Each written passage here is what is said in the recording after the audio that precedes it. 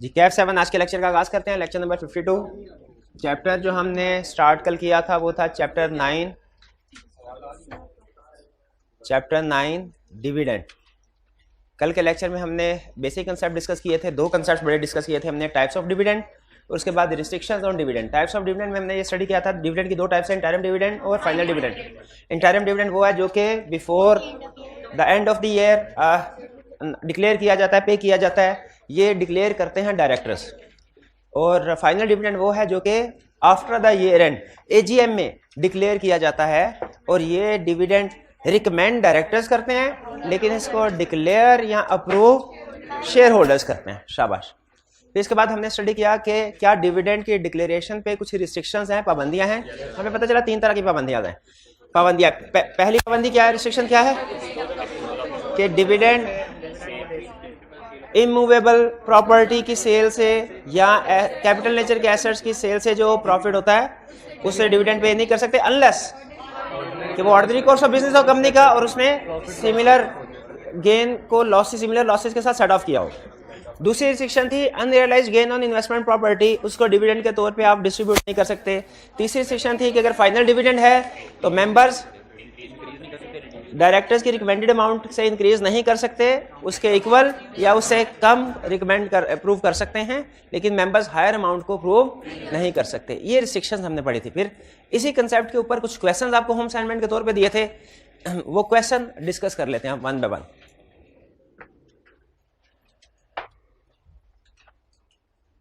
सबसे पहले question number 1, under the provisions of the companies act 2017 briefly describe the restrictions if any with regard to declaration of final dividend by a company listed on stock exchange।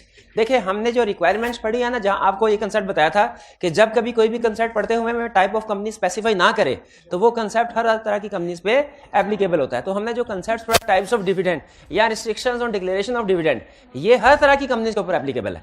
ये listed companies पे भी applicable है और unlisted companies के ऊपर भी ये concept applicable है। तो इसलिए इस क्वेश्चन में जो हमसे रिस्ट्रिक्शंस पूछ रहा है तो पूछ रहा है लिस्टेड कंपनी के लिए, लेकिन वो सेम रिस्ट्रिक्शन है। लिस्टेड कंपनी के लिए कोई अलग से रिस्ट्रिक्शंस नहीं है, सेम रिस्ट्रिक्शंस। कौन कौन सी? 3, इमूवेबल प्रॉपर्टी और एसेट्स ऑफ कैपिटल नेचर के डिस्पोजल से जो प्रॉफिट होगा डिस्ट्रीब्यूट नहीं कर सकते unless ordinary course of business set of किया हो। दूसरा, unrealised gain on investment property distribute नहीं कर सकते। तीसरा, मेंबर्स डायरेक्टर्स की रिकमेंडेड अमाउंट से हायर अमाउंट को डिक्लेयर नहीं कर सकते। ये 3 हमने इसमें एक्सप्लेन। अच्छा, आपने ये नहीं सोचना कि 3 पॉइंट्स हैं तो उसके 5 मार्क्स कैसे मिलेंगे। असल में समटाइम ऐसा होता है कि किसी एक पॉइंट के एक से ज्यादा मार्क्स भी हो सकते हैं। जैसे इस रिस्ट्रिक्शन में जो पहले वाली रिस्ट्रिक्शन है जिसमें एसेट्स ऑफ कैपिटल नेचर और रिमूवेबल प्रॉपर्टी की बात करता है, उसमें चूंकि further ordinary course of business की कंडीशन भी है, पॉइंट है, सेट ऑफ का भी पॉइंट है, तो उसके शायद ज्यादा मार्क्स होंगे। क्लियर? इसमें कोई प्रॉब्लम? फर्स्ट क्वेश्चन में कोई प्रॉब्लम नहीं। Next question 2, ABC limited is engaged in manufacturing of trade soaps. During the year ended June 30, 2018, it made a net profit of 48 million, which is composed of following। 48 million का net profit earn किया कंपनी ने, जो जिसमें क्या क्या चीजें शामिल? Operating loss ₹4 million and gain from sale of land ₹52 million. ये ऑपरेटिंग लॉस क्या होता है? अकाउंटिंग में पढ़ा आपने ऑपरेटिंग लॉस का भी। ऑपरेटिंग लॉस क्या होता है? ऑपरेशन से, यानी जो sales minus cost of sales minus operating expenses, यानी ये हमारा लॉस है। और अदर इनकम में 52 मिलियन आया। अदर इनकम क्या है कि जो लैंड को सेल किया। अब लैंड इमूवेबल प्रॉपर्टी है, ठीक है। अच्छा, ये एक स्टूडेंट ने क्वेश्चन पूछा, सर ये इमूवेबल प्रॉपर्टी और एसेट्स ऑफ कैपिटल नेचर में क्या फर्क है? एसेट्स ऑफ कैपिटल नेचर से मुराद fixed assets, general fixed assets, ठीक है, जो कि जिसमें शायद मूवेबल भी हैं और इमूवेबल भी है। लेकिन जब हम बात करते हैं इमूवेबल प्रॉपर्टी की, इससे मुराद सिर्फ लैंड एंड बिल्डिंग है, ठीक है। लेकिन एसेट्स ऑफ कैपिटल नेचर से मुराद हर तरह का फिक्स एसेट है, हर तरह। तो लॉ ने दोनों को कवर कर दिया। लॉ ने मूवेबल को भी कवर किया, इमूवेबल को भी कवर किया। तो कैपिटल एसेट के लफ्ज से आपके जहन में हमेशा फिक्स एसेट का लफ्ज आ जाए। यूं समझ लीजिए कि अकाउंटिंग में जिसे फिक्स एसेट कह रहे हैं आप, उसे लॉ में कैपिटल एसेट्स कह रहे हैं। तो वैसे अगर लॉ सिर्फ कैपिटल एसेट भी कह के रिस्ट्रिक्शन लगा देता तो वो मूवेबल और इमूवेबल दोनों पे अप्लाई हो जाते। लेकिन लॉ ने खास, आपको पता है लॉ जो उसकी आदत है कि वो सारे लूप होल्स को कवर करने की कोशिश करता है, इसलिए उसने इमूवेबल प्रॉपर्टी और एसेट्स ऑफ कैपिटल नेचर दोनों अल्फाज इस्तेमाल कर लिए। तो मेन कंसेप्ट हमारा ये बना कि फिक्स एसेट को सेल करने से जो प्रॉफिट होगा उसे डिविडेंड के तौर पे डिस्ट्रीब्यूट नहीं करना। इस क्वेश्चन में लैंड को सेल करने से, इमूवेबल प्रॉपर्टी को सेल करने से 52 मिलियन का प्रॉफिट हो रहा है। तो असल में जो रूटीन जो प्रॉफिट है, ऑपरेशन से प्रॉफिट हुआ है वो है 4 मिलियन का लॉस, उसमें ऐड किया 52 मिलियन का प्रॉफिट, तो नेट रिजल्ट क्या आया 48, यानी 52 मिलियन का profit from disposal of immovable property, 4 million का लॉस था, नेट 48 मिलियन के प्रॉफिट में कन्वर्ट हो गया। क्या इस 48 मिलियन के प्रॉफिट में से डिविडेंड डिस्ट्रीब्यूट किया जा सकता है? अबे नहीं किया। क्यों? क्योंकि असल में इस 48 में ये 42 मिलियन पड़ा हुआ है, ये 48 इस 52 मिलियन की वजह से बना है, वरना तो 4 मिलियन का लॉस होता। तो इसे क्या डिविडेंड के तौर पे डिस्ट्रीब्यूट कर सकते हैं? Can company use profit for the year to pay dividend? नहीं कर सकते, नहीं कर सकते। क्यों नहीं कर सकती? सेल ऑफ इमूवेबल प्रॉपर्टी के प्रॉफिट से डिविडेंड को डिस्ट्रीब्यूट नहीं किया जा सकता। ए पार्ट क्लियर है। बी पार्ट की तरफ चलते हैं। ABC limited has accumulated profits यानी retained earning of ₹520 million including net gain on disposal of immovable properties amounting to ₹150 million. इस 520 मिलियन में 150 मिलियन क्या है? इमूवेबल प्रॉपर्टी को बेचने से जो प्रॉफिट हुआ है वो शामिल है। क्या इस प्रॉफिट को हम डिविडेंड के तौर पे डिस्ट्रीब्यूट कर सकते हैं? नहीं कर सकते। This net gain of ₹150 million relates to two disposals, one resulting in gain of ₹200 million and the other resulting in a loss of ₹50 million. Can company use profit for the year to pay dividend? If so, up to what amount? अच्छा, यहाँ पे उसने थोड़ा सा घुमाने की कोशिश की। आपको घुमाने की कोशिश कैसे किया? यहाँ पे उसने आपको, उसे पता था आपने दो कंडीशन याद की हुई है, तो उसने आपको ये इमेज देने की कोशिश की है कि जैसे लॉस सेट ऑफ हो रहा है, लेकिन हमने स्टडी किया था दो कंडीशन, एक तो उसका ऑर्डिनरी कोर्स ऑफ बिजनेस हो और दूसरा उसने उसको सेट ऑफ किया हो। सेट ऑफ कर रहा है लेकिन ऑर्डिनरी कोर्स ऑफ बिजनेस नहीं पता कंपनी का क्या है। ठीक है, ट्रेडिंग लिखा हुआ है, किधर लिखा हुआ?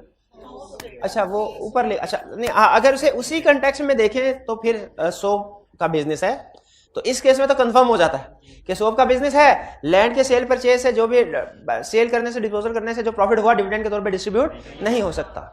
लेकिन अगर इवन इंडिपेंडेंट भी क्वेश्चन हो तो फिर हम इफ के साथ इसको एक्सप्लेन कर सकते हैं कि इफ जो बिजनेस ऑफ एबीसी लिमिटेड है ये डिस्पोजल ऑफ लैंड है, तो इस सूरत में ये डिविडेंड के तौर पे डिस्ट्रीब्यूट कर सकते हैं ये वाला हिसाब है। और अगर डिस्पोजल नहीं है, ठीक है, ये कंपनी का रूटीन का बिजनेस जो है वो इमूवेबल प्रॉपर्टी में डील करना नहीं है, उस सूरत में ये डिविडेंड के तौर पे डिस्ट्रीब्यूशन नहीं हो सकती। यानी अगर इसको नॉर्मल केस अज्यूम करें तो नॉर्मली बताइए क्या है कि नॉर्मली कंपनीज का बिजनेस इमूवेबल प्रॉपर्टी का होता है? नहीं होता। तो नॉर्मल हालात में जो 150 मिलियन है जो कि इमूवेबल प्रॉपर्टी को डिस्पोज करने से प्रॉफिट अर्न हुआ है वो डिविडेंड के तौर पे डिस्ट्रीब्यूट नहीं हो सकता। क्यों नहीं हो सकता? क्योंकि उसका ऑर्डिनरी कोर्स ऑफ बिजनेस नहीं है। क्लियर हो गया? अच्छा, 150 मिलियन नहीं हो सकता, बाकी का प्रॉफिट तो पड़ा हुआ है 520 में, वो हो सकता है। कैलकुलेट करके बताए 520 मिलियन रिटेन्ड अर्निंग्स है, इनमें से कितना 150 नहीं कर सकते, बाकी 370 कर सकते हैं। क्वेश्चन 2 में कोई प्रॉब्लम? जी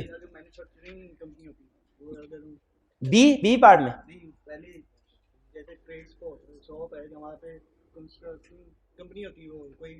यहां पे फर्ज कीजिए पार्ट ए में, भाई ये क्वेश्चन पूछ रहा है, पार्ट ए में अगर जो कंपनी है वो कोई ऐसी कंपनी होती जो प्रॉपर्टी के रियल एस्टेट को डील कर रही होती, तो क्या उस सूरत में हम 48 मिलियन को डिविडेंड के तौर पे डिस्ट्रीब्यूट कर सकते थे? इसका जवाब है यस, उस सूरत में कर सकते थे। अगर कंपनी का रूटीन नेचर का बिजनेस ही होता और ये सेट ऑफ किया होता कंपनी ने, तो उस सूरत में डिविडेंड के तौर पे डिस्ट्रीब्यूशन हो सकती थी। अगर कोई दूसरा बिजनेस है और इमूवेबल प्रॉपर्टी के डिस्पोजल रूटीन का बिजनेस नहीं है ना, कोई दूसरा बिजनेस, फिर कुछ भी हो जाए डिविडेंड के तौर पे डिस्ट्रीब्यूशन नहीं हो सकती। जो इमूवेबल प्रॉपर्टी है या एसेट्स ऑफ कैपिटल नेचर है, इसको डिस्पोज करने से जो प्रॉफिट होगा वो डिविडेंड के तौर पे डिस्ट्रीब्यूट नहीं हो सकता। सिर्फ एक सिचुएशन में हो सकता है, अगर रूटीन का बिजनेस हो और सेट ऑफ किया हो सिमिलर लॉसेस के साथ। क्वेश्चन 2 में कोई problem? Next question 3।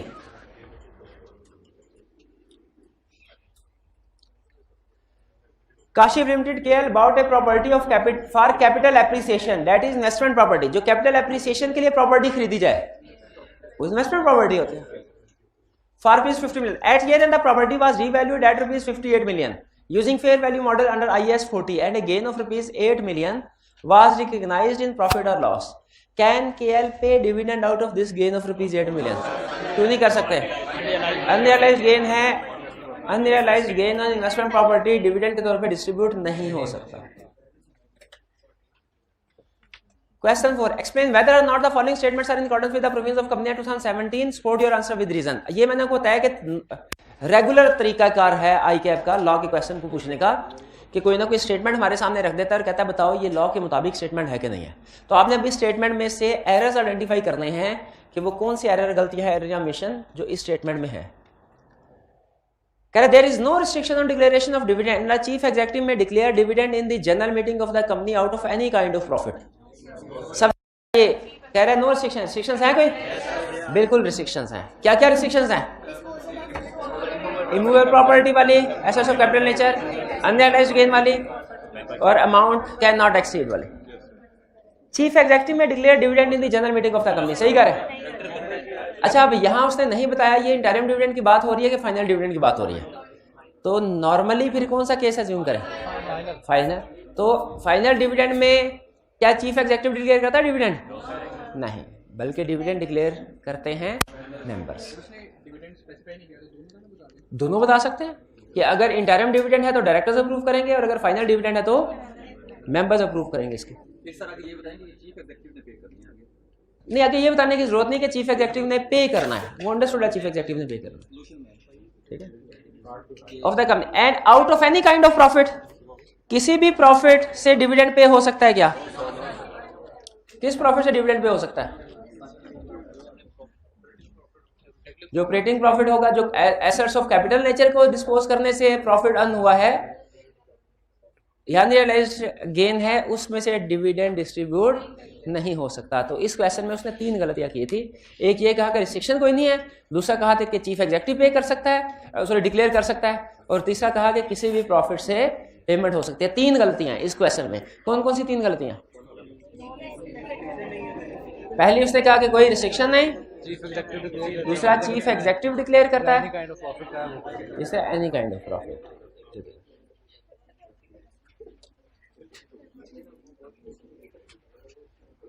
Next 5th question.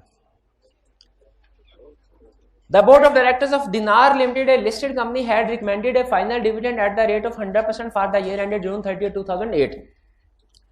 Recommend किया है फाइनल डिविडेंड, किसने? बोर्ड ऑफ डायरेक्टर ने। क्या board of directors dividend recommend कर सकते हैं? रिकमेंड कर सकते हैं, प्रपोज कर सकते हैं, अप्रूव या डिक्लेयर नहीं करेंगे। फाइनल डिविडेंड है, अप्रूव या declare members. AGM had been dispatched just a week after the notice for AGM had been dispatched. The company suffered huge losses due to certain unanticipated events and incurred heavy liabilities.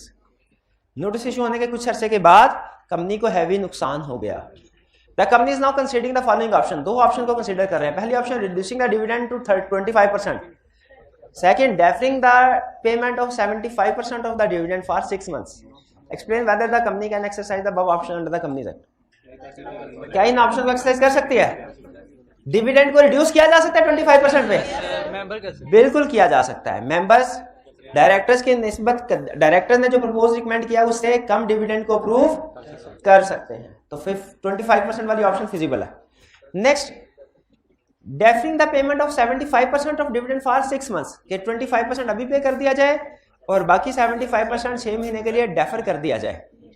क्या dividend को 6 महीने के लिए defer किया जा सकता है, delay किया जा सकता है? नहीं। याद रखें, लॉ ने पीरियड स्पेसिफाई किया हुआ है, उस स्पेसिफाइड पीरियड के अंदर अंदर डिविडेंड की पेमेंट करना लाजमी होती है, वरना चीफ एग्जीक्यूटिव को पेनल्टी पे करना पड़ती है।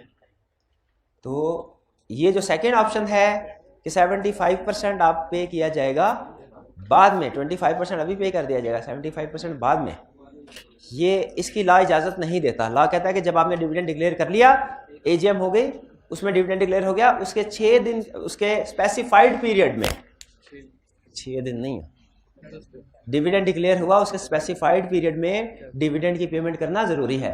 ये स्पेसिफाइड पीरियड हमारी ICAP वाली बुक में उसने नहीं दिया हुआ, लेकिन ये करंटली चल रहा है 10 दिन। डिविडेंड डिक्लेयर होने के 10 दिन, 6 महीने तक डिले नहीं कर सकते। जब ये शुरू था तब भी 1 महीने का टाइम दिया था उसने, फिर कम होकर 15 दिन किया, फिर अब 10 दिन कर दिया उसने।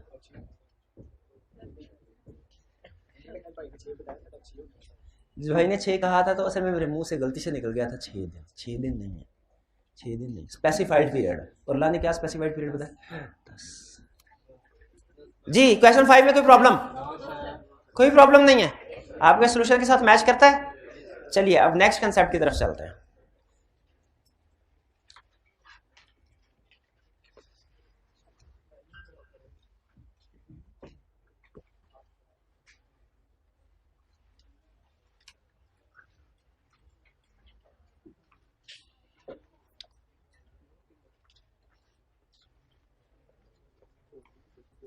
भाई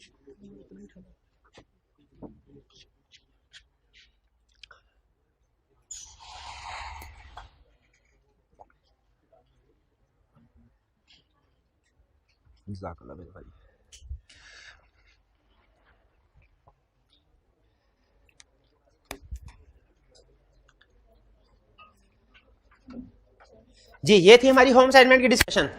अब चलते हैं आज के कंसेप्ट्स की तरफ।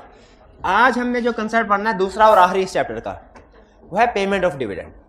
इसमें छोटे छोटे कुछ कंसेप्ट्स हैं, ध्यान से सुनिएगा। खासतौर पे लिस्टेड कंपनीज के लिए कौन सी चीज एप्लीकेबल है और अनलिस्टेड के लिए कौन सी ये चीज। कंसेप्ट क्या स्टडी करने जा रहे हैं? Payment of dividend. कल के लेक्चर में डिविडेंड डिक्लेयर हो गया था, एजीएम हुई, उसमें मेंबर्स ने डिविडेंड को प्रूव कर दिया। डायरेक्टर्स ने कहा कि 100% डिविडेंड। अच्छा, अभी हम आपको एग्जांपल देते हुए ना यूं कहते हैं कि रुपीज डिविडेंड है ₹10 पर शेयर और डिविडेंड है ₹20 पर शेयर, लेकिन प्रैक्टिकली जब डिविडेंड अनाउंस किया जाता है ना तो रुपीज में नहीं परसेंटेज में बताया जाता है। परसेंट के डिविडेंड होगा 10%, 20%, 50%। इसका मतलब क्या हुआ? किसका 10%? शेयर का, फेस वैल्यू का। जो शेयर कैपिटल इशू कर चुके हैं आप, उसकी फेस वैल्यू का, मार्केट वैल्यू का नहीं। ठीक है, अक्सर बाजू का ऐसा होता है कि शेयर फेस वैल्यू है 10 रुपए, मार्केट वैल्यू है 100 रुपए, और कंपनी डिविडेंड अनाउंस करती है 100% डिविडेंड। तो शेयर होल्डर परेशान होते हैं कि कंपनी ने जब 100% डिविडेंड अनाउंस किया तो मेरे अकाउंट में 10 रुपए क्यों आए हैं, 100 रुपए क्यों नहीं आए? मैंने तो शेयर 100 रुपए में खरीदा था, मार्केट वैल्यू तो 100 रुपए। तो कंपनी जो डिविडेंड डिक्लेयर करती है वो क्या होता है? फेस वैल्यू के ऊपर। अगर फेस वैल्यू 10 रुपीज है तो 100% का मतलब क्या है? 10 रुपए का 100%, 10 रुपीज। चलिए बहरहाल, पेमेंट ऑफ डिविडेंड कंसेप्ट कौन कौन से स्टडी करने हमने? पेमेंट के डिविडेंड की पेमेंट है, मैनर ऑफ पेमेंट, तरीकाकार क्या होगा, तरीकाकार क्या होगा, manner of payment. Dividend unlisted company है तो सिर्फ कैश में पेमेंट करेगी, और अगर लिस्टेड कंपनी है तो इन कैश भी करेगी, इन काइंड भी करेगी। अच्छा, यहां अगेन आपको पता है हमारे कुछ कंसेप्ट्स है अकाउंटिंग में और लॉ में, उनका मतलब डिफरेंट होता है। जैसे प्रॉपर्टी का मतलब समझाया आपको, जैसे क्रेडिटर का मतलब समझाया, उसी तरह कैश का मतलब भी अकाउंटिंग में कुछ और है, लॉ में कुछ और है। और ये डिफरेंस जहां तक मुझे याद है आपको डायरेक्टर्स वाले टॉपिक में चैप्टर 3 में पढ़ाया था, जब ये कंसेप्ट सिखाया था, डायरेक्टर्स रिम्यूनरेशन कैश में पे होगी, याद है आपको? लॉ में इन कैश का मतलब क्या होता है? देखिए पहले अकाउंटिंग में समझे, अकाउंटिंग में इन कैश का मतलब होता है वो पैसा जो आपके पास आपकी जेब में मौजूद है करेंसी नोट्स की शक्ल में, और जो पैसा बैंक अकाउंट में आपने डिपॉजिट कराया हो उसे बैंक बैलेंस कहते हैं, कैश नहीं कहते, कैश बैंक बैलेंस कहते हैं। लेकिन लॉ जब वर्ड यूज करता है ना कैश का, तो इससे मुराद आपका बैंक अकाउंट में जो पैसे पड़े हुए हैं वो है जो आपके पास इन कैश इन हैंड है। ठीक है, इसे नॉर्मली मुराद वो नहीं, उसके लिए लॉ स्पेसिफिकली कहता है कि कैश इन हैंड। तो असल में आपको पता है जो कोई भी लॉ है पाकिस्तान में जितने भी, वो जब सेटलमेंट या पेमेंट की बात करते हैं तो बैंकिंग सिस्टम को प्रमोट करते हैं। लॉ की क्या ख्वाहिश होती है? जो पेमेंट्स हो रही है, ट्रांसफर हो रहा है, बैंकिंग चैनल से हो के without banking channel, banking channel, तो क्या आप एक्सपेक्ट करते हैं कि मुल्क का जो कानून है कंपनीज पे अप्लाई हो रहा है वो ये कह रहा होगा, जब वो ये कहता है कि जी डिविडेंड की पेमेंट इन कैश होगी, तो इसका मतलब ये है कि आपके पास जो जेब में कैश पड़ा हुआ है वो लिफाफे में डाल के मेंबर्स को देंगे? क्या इससे मुराद ये होगा? इससे मुराद ये हरगिज नहीं है। इससे मुराद बैंकिंग चैनल के थ्रू ही पेमेंट है। कैश पेमेंट से मुराद क्या है? बैंकिंग चैनल के थ्रू पेमेंट की जाए। असल में इसको डिफरेंशिएट किया जाता है कैश को बैंक की ट्रांजैक्शन के साथ नहीं, बल्कि कैश को डिफरेंशिएट किया जाता है इन काइंड के साथ। इन काइंड आपने शायद इकोनॉमिक्स में किसी सब्जेक्ट में पढ़ा हो कि एक होता है कैश ट्रांजैक्शन, एक होता है barter system transaction. Barter system transaction क्या होती हैं? चीज के बदले में चीज। और कैश ट्रांजैक्शन क्या होती हैं? कैश के बदले। अच्छा मुझे ये बताइए, अगर फर्ज कीजिए मैं आपसे लैपटॉप खरीदूं और पेमेंट आपको चेक के जरिए से करूं, ये बार्टर ट्रांजैक्शन है, कैश ट्रांजैक्शन? कैश ट्रांजैक्शन कैसे? मैंने तो आपको चेक इशू किया है। क्योंकि लॉ में कैश जो है as compare to barter system बताया जाता है, as compare to banking channel. तो याद रखें बैंकिंग चैनल के थ्रू जो ट्रांजैक्शन होती है वो कैश की ट्रांजैक्शन नहीं होती है।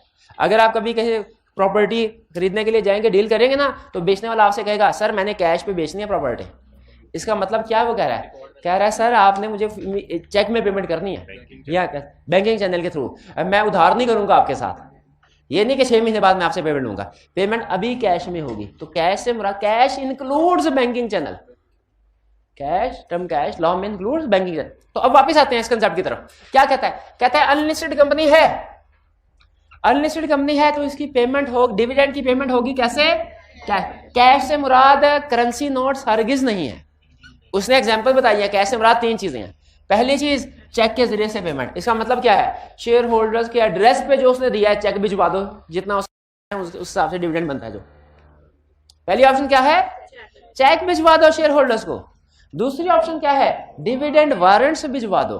डिविडेंड वारंट्स क्या है, डिविडेंड वारंट्स क्रॉस चेक ही की एक टाइप है, क्रॉस चेक ही की एक टाइप है, जिसमें ऊपर नाम लिखा होता है शेयर होल्डर का और बैंक से कहा गया होता है कि अगर आपको ये डिविडेंड वारंट ये शेयर होल्डर प्रेजेंट करें तो आपने इसके अकाउंट में इतने पैसे ट्रांसफर कर देने हैं हमारे अकाउंट से निकाल के। कुछ क्लियर हुआ? कैश के जरिए से पेमेंट होगी तो कैसे कैसे हो सकती है, क्रॉस चेक के जरिए, डिविडेंड वारंट के। डिविडेंड वारंट एक तरह से क्रॉस चेक ही की एक टाइप है। तीसरी टाइप है इलेक्ट्रॉनिकली। इलेक्ट्रॉनिकली का मतलब क्या है कि डायरेक्ट आपके अकाउंट में पैसे ट्रांसफर कर दिए जाए। अच्छा मुझे ये बताइए, फर्स्ट कीजिए आप एक कंपनी के अकाउंटेंट है, महीने के बाद आपको सैलरी मिली और गिन के उस बंदे ने 1000 के 100 नोट आपको दे दिया, सर ये आपकी सैलरी है। क्या लॉ इसकी इजाजत देता है? लॉ इसकी इजाजत बिल्कुल नहीं देता। और अगर वो आपको चेक दे दे एम्प्लॉयर कि सर ये 1 लाख का चेक है, इसको जाके डिपॉजिट करवा लीजिए, क्या आप ये कहेंगे कि ये मुझे सैलरी पे हुई है इन कैश? यस बिल्कुल, ये सैलरी इन कैश पे हुई है चेक के जरिए। और अगर डायरेक्टली आपके अकाउंट में ट्रांसफर हो जाए ये भी इन कैश है, लेकिन ये इलेक्ट्रॉनिकली है, इलेक्ट्रॉनिक। तो डिविडेंड की डिस्ट्रीब्यूशन की लॉ ने इजाजत दी है इन कैश में होगी, इन काइंड नहीं होगी अनलिस्टेड कंपनी के लिए। और कौन कौन से तरीके? 3 तरीके हैं, चेक वारंट इलेक्ट्रॉनिकली। तीनों तरीकों में फर्क समझ आ गया आपको क्या है? चेक का मतलब क्या है, वारंट का मतलब क्या है, इलेक्ट्रॉनिकली मतलब क्या है। अब सुनिए, अगर तो अनलिस्टेड कंपनी है इन तीनों तरीकों में से किसी भी तरीके के मुताबिक डिविडेंड पे कर दे, लेकिन अगर लिस्टेड कंपनी है तो वो जब डिविडेंड पे करेगी इन कैश भी कर सकती है, इन काइंड भी कर सकती है। अनलिस्टेड कंपनी पेमेंट सिर्फ इन कैश कर सकती है, लिस्टेड कंपनी डिविडेंड की पेमेंट इन कैश भी कर सकती है, इन काइंड भी कर सकती है। इन कैश करेगी तो सिर्फ एक तरीका कार है इसके पास, इलेक्ट्रॉनिकली, यानी शेयर होल्डर्स के अकाउंट में पैसे ट्रांसफर किए जाए इलेक्ट्रॉनिकली। उसको चेक ना इशू किया जाए कि जाओ भाई चेक डिपॉजिट कराओ जाके, बल्कि डायरेक्टली उसके अकाउंट में पैसे डिपॉजिट करवा देने चाहिए लिस्टेड कंपनी के केस में। और अगर इन काइंड डिस्ट्रीब्यूशन करनी है तो लिस्टेड कंपनी इन काइंड भी डिविडेंड को डिस्ट्रीब्यूट कर सकती है। इन काइंड का मतलब क्या है कि अगर उसके पास किसी दूसरी कंपनी के, लिस्टेड कंपनी के शेयर्स पड़े हैं वो उनको बेच दे, वो शेयर होल्डर्स को कहे कि भाई मैंने आपको डिविडेंड देना था, मेरे पास पैसे नहीं है, ये दूसरी कंपनी के शेयर्स हैं, स्टॉक एक्सचेंज में लिस्टेड है, लिस्टेड होना लाजमी है, आप ऐसा कीजिए, चाहे तो इसको अपने पास रख लें, अभी मेरे पास आपको देने के लिए 5 लाख आपका शेयर बनता है, मेरे पास आपको देने के लिए डिविडेंड में पैसे नहीं पड़े हुए, तो आप या तो हम शेयर आपको इश्यू कर देते हैं, आप मार्केट में से जाके इसको इन कैश करवा ले, या दूसरी ऑप्शन क्या है, ये तो हो गई इन कैश, ये इन काइंड, और दूसरी ऑप्शन इन कैश, वो क्या है, इलेक्ट्रॉनिकली। जी तो क्लियर हो अब? अच्छा मुझे बताइए फिर कि आपको क्या लग रहा है, ज्यादा ऑप्शंस लॉ ने किसको दी हैं, अनलिस्टेड कंपनी को कि लिस्टेड को? लिस्टेड। अनलिस्टेड के पास 3 ऑप्शन है, लिस्टेड के पास 2 है, लेकिन लिस्टेड के पास एक ऐसी ऑप्शन है जो अनलिस्टेड के पास नहीं है। वो कौन सी ऑप्शन है? इन काइंड डिस्ट्रीब्यूशन की। लेकिन अनलिस्टेड के पास 2 ऐसी ऑप्शंस हैं जो लिस्टेड के पास नहीं है। कौन कौन सी? चेक और वारंट। हाँ, एक ऑप्शन ऐसी है जो दोनों के पास है, इलेक्ट्रॉनिकली ट्रांसफर करने की। तो बताइए, अगर आप किसी लिस्टेड कंपनी के चीफ एग्जीक्यूटिव होंगे और आपने डिविडेंड की पेमेंट करनी है, तो क्या इन काइंड आप डिविडेंड डिस्ट्रीब्यूट करना, पे करना बेहतर समझेंगे या in cash? In cash. In cash electron. उसके लिए आपके पास कुछ इंफॉर्मेशन होना जरूरी है कस्टमर की, उसके बैंक अकाउंट की डिटेल। अगर आपके पास ये इंफॉर्मेशन नहीं है तो फिर आप शेयर ट्रांसफर नहीं करेंगे, फिर डिविडेंड ट्रांसफर नहीं कर सकेंगे अगर आपके पास शेयर होल्डर की मेंबर की डिटेल नहीं है।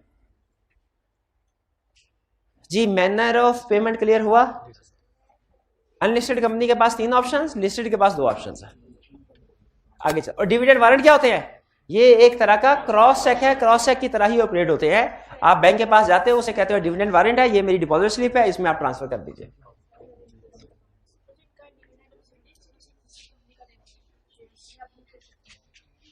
इन काइंड में क्या किसी शेयर जो होने चाहिए किसी दूसरी कंपनी के होने चाहिए, या कि अपनी कंपनी के शेयर्स भी इन काइंड डिविडेंड के तौर पे दे सकते हैं? इसका जवाब है अपनी कंपनी के शेयर्स भी दे सकते हैं। बी क्यों, कौन सा कंसेप्ट हमने पढ़ा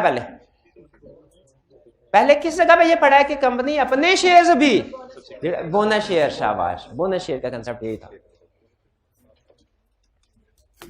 मैनर ऑफ पेमेंट के लिए अब आगे चलते हैं। टाइमिंग ऑफ पेमेंट, पेमेंट करनी कितने अरसे में? अच्छा ये ध्यान में रखिएगा कि डिविडेंड को जब पे करना होता है ना, डिविडेंड की पेमेंट करनी होती है, थोड़ा आगे जाओ मेरा भाई, जब डिविडेंड की पेमेंट करनी होती है तो जिम्मेदारी है चीफ एग्जीक्यूटिव की कि चीफ एग्जीक्यूटिव पैसे इकट्ठे करेगा, अरेंज करेगा। ठीक, और कि हमारे इस बैंक अकाउंट में पैसे पड़े हुए हैं, वहां से निकलवा के इस बैंक अकाउंट में इकट्ठे करने ताकि यहां से सबको पेमेंट हो सके। लेकिन लिस्टेड कंपनी का अगर केस है तो मुझे बताइए आप कैसे डिसाइड करेंगे कि किस बंदे को डिविडेंड पे करना? जिसके पास कंपनी के शेयर्स होंगे। आपको कैसे पता चलेगा किस पर्सन के पास कंपनी के शेयर? आपको कैसे पता चलेगा किस बंदे के पास शेयर सर्टिफिकेट्स हैं? पैसे लेने आएगा ना, पैसे लेने आएगा, उसे कहेंगे शेयर सर्टिफिकेट दिखाओ, वो एक दफा खुद आ जाएगा शेयर सर्टिफिकेट लेके, एक दफा भाई को भेज देगा, एक दफा कजन को भेज देगा। कंपनी के पास खुद भी रिकॉर्ड होता है कि कंपनी का कौन कौन शेयर होल्डर है। Register of share holder, register of members भूल गए? कंपनी अपने रजिस्टर से डिसाइड करती है किसकी एंटाइटलमेंट है to receive notice, to receive dividend. Company कैसे डिसाइड करती है किसकी एंटाइटलमेंट है डिविडेंड रिसीव करने के लिए? कंपनी का रजिस्टर ऑफ मेंबर्स है, उसमें दर्ज होता है कि कंपनी के कौन कौन मेंबर हैं और किसके पास कितने % शेयर होल्डिंग है। तो कंपनी वहां से नोट करके जो भी मेंबर्स होते हैं उनको नोटिस भी भेज देती है एजीएम का, और उनको डिविडेंड भी डिसाइड कर लेते हैं कि किस बंदे को कितना डिविडेंड मिलना चाहिए। क्लियर?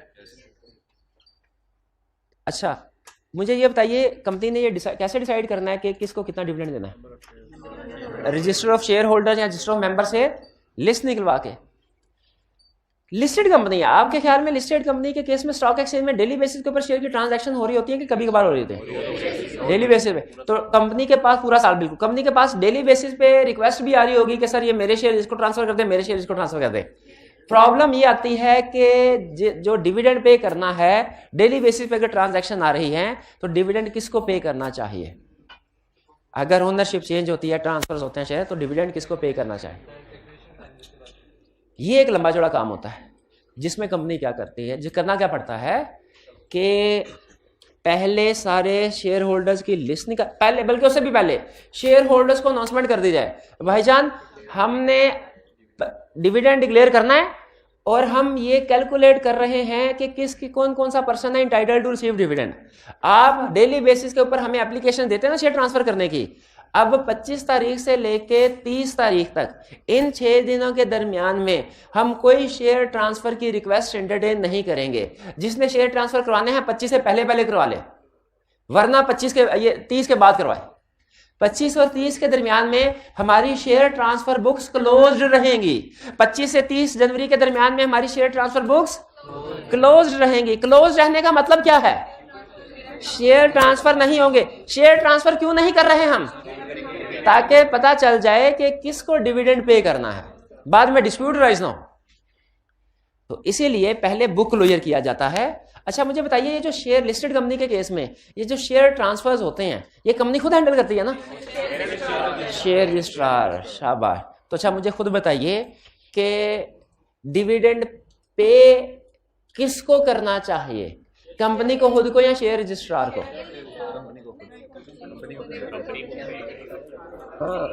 यहाँ पे आप पेमेंट का मतलब गलत समझ रहे हैं। जब हम ये कहते हैं ना कि डिविडेंड शेयर रजिस्ट्रार पे करेगा, इसका ये मतलब नहीं है शेयर रजिस्ट्रार अपनी जेब से डिविडेंड पे करेगा, वो कहेगा भाई मैं क्यों पे करूं।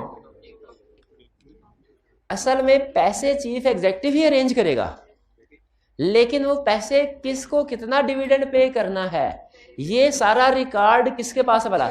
शेयर रजिस्ट्रार के पास। और अगर अनलिस्टेड कंपनी है तो कोई और पेइंग एजेंट हो सकता है, लिस्टेड है तो शेयर रजिस्ट्रार ही होगा, अनलिस्टेड या सेंट्रल डिपॉजिटरी कंपनी होती है, लेकिन अनलिस्टेड है तो कोई और एजेंट हो सकता है, पेइंग एजेंट कोई बैंक वगैरह हो सकता है। पेइंग एजेंट का होना, पेइंग एजेंट का मतलब क्या है भला? कंपनी के बिहाफ पे कौन डिविडेंड पे करेगा। पेइंग एजेंट का होना कंपनी के लिए अच्छी बात है कि बुरी बात? अच्छी बात है, क्योंकि कंपनी के बिहाफ पे पेइंग एजेंट शेयर होल्डर्स को डिविडेंड पे करेगा और सारी कैलकुलेशन के कौन कितने शेयर होल्डर है, किसको कितना डिविडेंड पे करना, ये पेइंग एजेंट ही कर रहा होगा। तो इसीलिए जहन में रखिएगा कि जब हम ये कहते हैं ना कि डिविडेंड पे करने के लिए चीफ एग्जीक्यूटिव की है, और साथ में ये भी कहते हैं कि डिविडेंड कंपनी के बिहाफ पे करेगा कोई शेयर रजिस्ट्रार या सेंट्रल डिपॉजिटरी या कोई बैंक, तो इसका मतलब ये होता है कि वो अपनी जेब से पेमेंट नहीं करेंगे डिविडेंड की। चीफ एग्जीक्यूटिव कैश अरेंज करके उनको हैंड ओवर करेगा, जो आगे चीफ एग्जीक्यूटिव या कंपनी के बिहाफ पे उसको डिस्ट्रीब्यूट करेगा। क्लियर हुए बात? चलिए, अभी तक हमने क्या सीखा मैनर ऑफ पेमेंट में कि अनलिस्टेड कंपनी ने डिविडेंड पे करना है तो कैश में पे कर सकती है, लिस्टेड कंपनी कैश भी इन काइंड भी। ठीक है, फिर इसके बाद पेमेंट किसने करनी है? किसने करनी? चीफ एग्जीक्यूटिव ने पैसे अरेंज करने हैं, लेकिन पेमेंट कौन करेगा? शेयर रजिस्ट्रार या पेइंग एजेंट। पेइंग एजेंट क्या हो सकता है? बैंक या कोई सर्विस प्रोवाइडर या central depository company.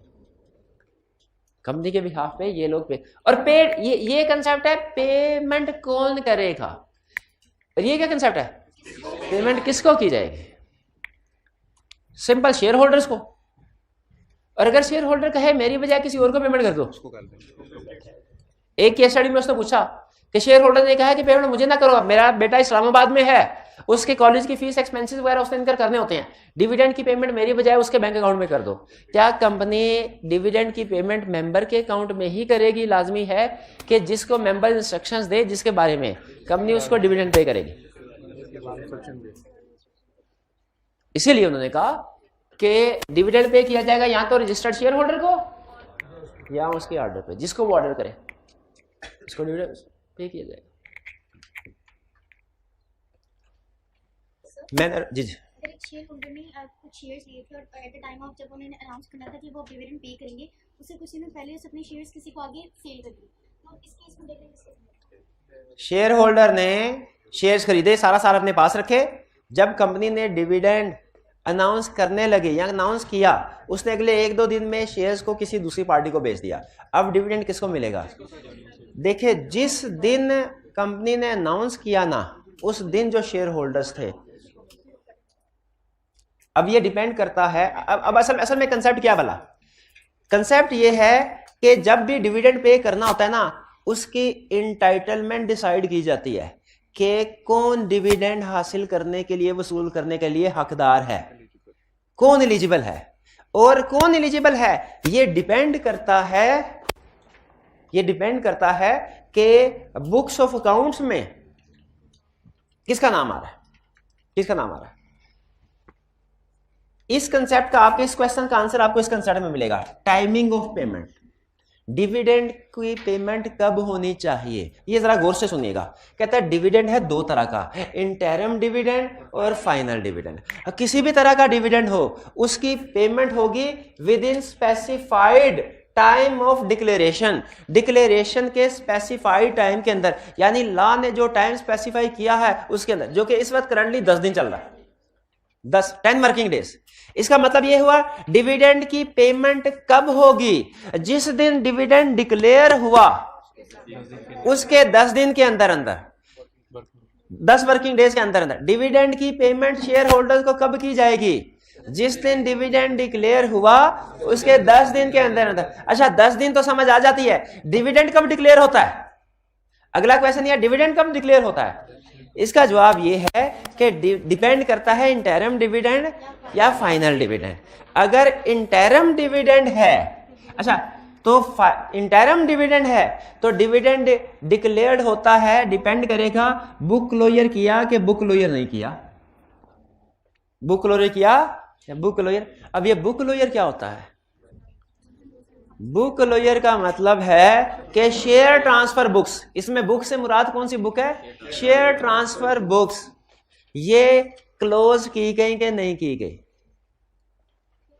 Share transfer book close की गई। सुनिए, 6 महीने गुजरे, हाफ ईयरली अकाउंट्स डायरेक्टर्स के सामने आए, खूब प्रॉफिट था। अब बोर्ड मीटिंग चल रही है, डायरेक्टर फैसला कर रहे हैं क्या करें इस प्रॉफिट का, अगर किसी प्रोजेक्ट में लगाएंगे डिविडेंड के तौर पे दे दें। फैसला ये हुआ डिविडेंड के तौर पे डिस्ट्रीब्यूशन हो जाएगी। ये फैसला कहां? बोर्ड मीटिंग में। याद रखें, ये इंटरिम डिविडेंड के केस में ये फैसला कब हुआ करेगा? बोर्ड मीटिंग में कि डिविडेंड, और फाइनल डिविडेंड के केस में फैसला हुआ करेगा एजीएम में। बोर्ड मीटिंग में फैसला हुआ डिविडेंड पे करते हैं। फिर अगला क्वेश्चन कि हमारे पास तो डेली बेसिस के ऊपर शेयर ट्रांसफर की रिक्वेस्ट आ रही होती हैं, तो हम कौन से वाले शेयर होल्डर्स को डिविडेंड पे करें? क्या हमें शेयर होल्डर्स को पहले से बता देना चाहिए कि हम डिविडेंड पे करने जा रहे हैं? अब आपने अगर किसी ने शेयर ट्रांसफर खरीदने बेचने हैं ना, तो 7 दिन के अंदर अंदर सारी शेयर ट्रांसफर की रिक्वेस्ट हमारे पास ले आए, हम उनको ट्रांसफर कर देंगे। मौका देना शेयर होल्डर्स को कि नहीं देना चाहिए, लेकिन डायरेक्टर्स की मर्जी है, डायरेक्टर की मर्जी। अगर डायरेक्टर्स मौका देना चाहते हैं शेयर होल्डर्स को, तो वो अनाउंस करेंगे बुक क्लोजर। आज तारीख है, फर्ज कीजिए 10 तारीख, डायरेक्टर्स अखबार में इश्तिहार देंगे। डायरेक्टर कहेंगे हम 20 जनवरी से लेके 25 जनवरी के दरमियान, 20 से लेके 25 तक बुक क्लोज कर रहे हैं, बुक क्लोज कर रहे हैं। इसका मतलब क्या है? 20 तारीख और 25 तारीख के दरमियान में कोई शेयर ट्रांसफर रजिस्टर नहीं होगा। जिसने शेयर ट्रांसफर करवाने हैं ना, 20 से पहले करवा ले, यह है बुक क्लोजर। अब इसका मतलब है मार्केट में खबर पहुंचेगी कि डिविडेंड अनाउंस होने जा रहा है, शेयर ट्रांसफर करने के लिए कहा है, तो जिसने शेयर खरीदने बेचने होंगे वो जल्द से जल्द शेयर खरीद के बेच के ट्रांसफर करवा लेगा उसे कंपनी के बुक्स में, क्योंकि 20 तारीख अगर आ गई इसके बाद शेयर ट्रांसफर बुक्स क्लोज। और लॉ ये कहता है कि जब आपका बुक क्लोजर कमेंस्ड होना, जैसे इस एग्जांपल में बुक क्लोजर कमेंस कब हो रहा है? 20 तारीख। 20 तारीख को आप जो शेयर होल्डर है आपके रजिस्टर ऑफ शेयर होल्डर में, उनको डिविडेंड मिलेगा, उनको डिविडेंड मिलेगा। यानी इन टाइट बुक क्लोजर का मकसद क्या होता है? यह डिटरमिन करना कि डिविडेंड किस बंदे ने रिसीव करना है। वरना तो इसका वन वर्ड आंसर बड़ा आसान है, डिविडेंड किसको मिलेगा? जी शेयर होल्डर को मिलेगा। भाई शेयर किस दिन वाले शेयर होल्डर को मिलेगा, ये क्वेश्चन है, ये क्वेश्चन है। इसका आंसर डिपेंड करता है बुक क्लोजर किया गया कि नहीं किया गया। अगर बुक क्लोजर किया गया तो commencement of book closure period का जो पहला दिन था, उस दिन जो शेयर होल्डर थे उनको डिविडेंड मिलेगा। और अगर बुक क्लोजर कमेंस नहीं किया गया तो जिस दिन डिविडेंड डिक्लेयर हुआ, यानी बोर्ड मीटिंग वाले दिन, उस दिन जो शेयर होल्डर था उसको डिविडेंड मिलेगा। भाई बात समझ आई? नहीं समझ आई? फिर से नहीं फिर से मुझे बताइए, क्विकली से बताइए, क्विक रिवीजन करते हैं पहले। अभी तक डिविडेंड की कितनी टाइप्स हैं? 2 टाइप्स। कौन कौन सी? Interim dividend, final dividend. Interim dividend कौन अप्रूव करते हैं? Directors. Final dividend directors recommend करेंगे, मेंबर्स अप्रूव करेंगे। अच्छा, डिविडेंड की पेमेंट करनी है, किस तरीके से हो सकती है? मैंने डिपेंड करता है लिस्टेड कंपनियां कि अनलिस्टेड।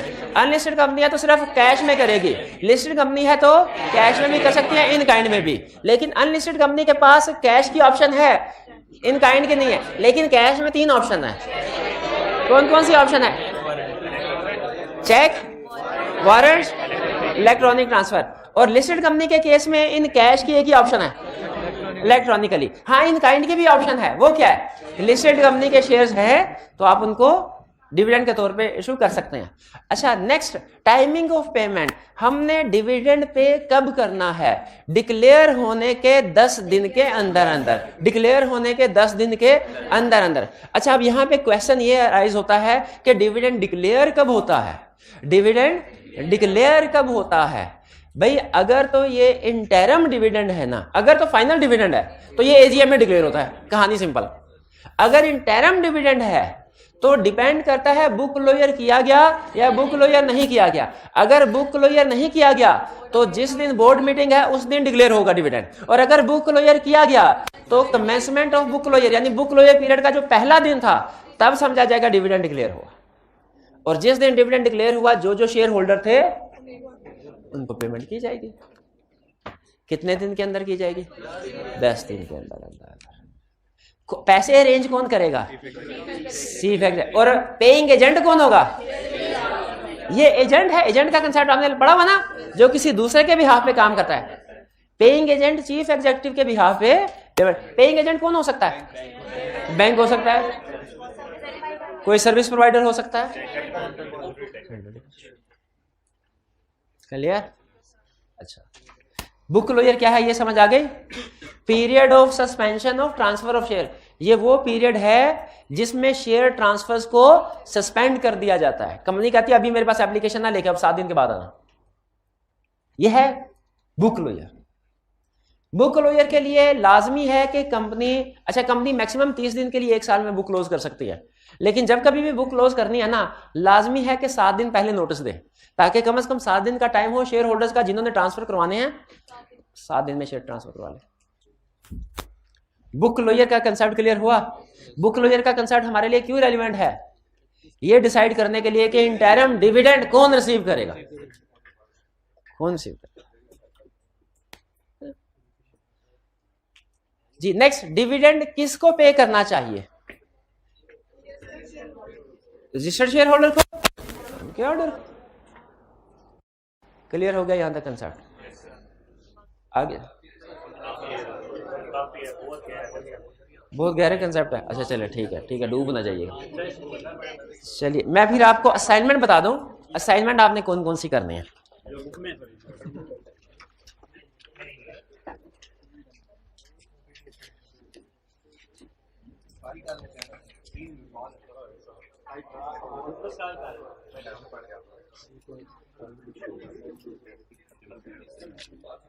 ये चले फिर ये क्वेश्चन कल ही करेंगे, ठीक है? वैसे थोड़ी सी हिम्मत करें ना तो कल आपका टाइम बच जाएगा। चलिए ठीक है फिर। तो learning objective 2, consequences of delay in payment से पहले तक ये आपने याद करके आना है, पढ़ के आना है, ठीक है? कॉन्सिक्वेंसेज और विदहोल्डिंग ऑफ डिविडेंड। और ये याद रखिएगा, इस पूरे लर्निंग, देखिए पूछने को आई क्या कुछ भी पूछ सकता है और पूछ भी रहा है, कुछ दूसरी से भी पूछ रहा है, लेकिन इस पूरे लर्निंग ऑब्जेक्टिव में जो सबसे ज्यादा कंसेप्ट पूछ रहा है, consequences of delay in payment और विदहोल्डिंग ऑफ डिविडेंड, ये सबसे ज्यादा पूछ रहा है, जो कल हमने पढ़ना है, हमने। आज होम असाइनमेंट कोई नहीं है आपकी, आज की होम असाइनमेंट छोड़ दे, आज की होम असाइनमेंट नहीं है, लेकिन कल फिर हम यूं करेंगे कि कल क्लास में इसको डिस्कस कर लेंगे, चैप्टर कंप्लीट करेंगे। चलिए आज का लेक्चर यहाँ खत्म करते हैं हम। अल्लाह हाफ़िज़।